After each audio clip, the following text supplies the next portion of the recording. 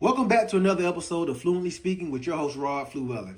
Today's episode is one of those let's talk about a few things conversations. We're covering multiple topics that are all connected in one way or another. Some practical, some thought-provoking, and all very relevant right now. You're definitely going to want to stick around for this one. Since the new year, I've had the goal to read more self-empowerment and wealth and health books. And I recently ran across a wealth article that included a study surrounding the mindset of the haves and have-not. And this study revealed that majority of Americans cannot afford a $400 emergency.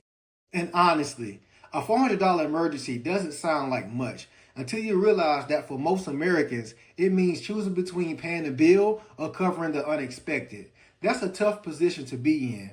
But here's where the article really made me think. Of the majority of the Americans who can't afford a $400 emergency, approximately 86% spend at least $400 or more a month on buying state lottery tickets and or scratch-off tickets.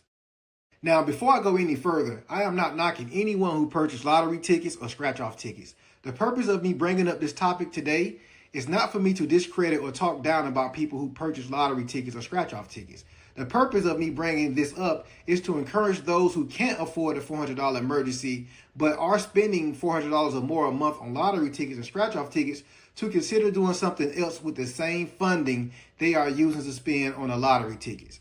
Imagine if you put that money in a high-yield savings account or stocks or bonds, or better yet, imagine if you use that money to invest in yourself and pay for those classes, pay for those coaching to develop your skills. What's crazy is many people would pay for something like lottery ticket with less than 1% chance of actually winning and not pay, or would say, how do I know that's going to work when it comes to investing in themselves? And I'm no different. As you know, I'm a realtor. And in order for me to take my business to the next level, I realized that every top agent across the country at some point in their career paid for coaching. And after wrestling back and forth with myself, I finally reached the decision that I too will need to pay for coaching.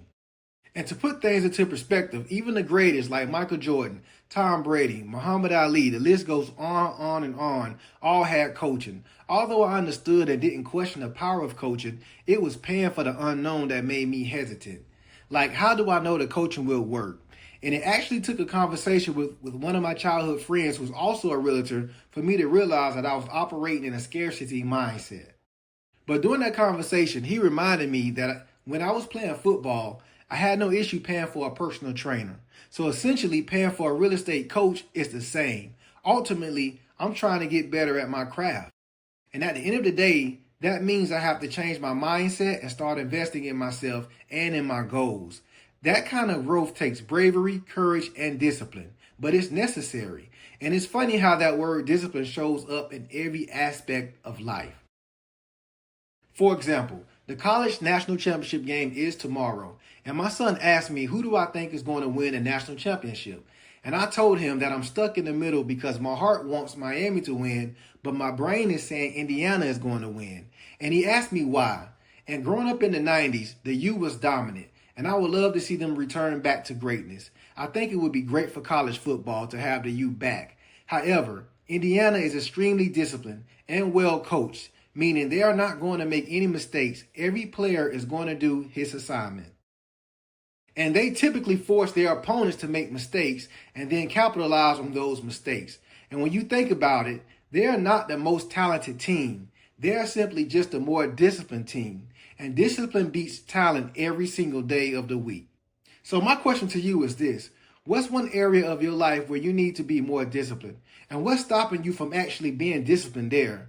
What's the mental block you need to break through to actually get there? I want you to think about those questions as we enter a new week. I encourage you to find the answers and, more importantly, begin to implement them. And as always, thanks for tuning in. See you next week.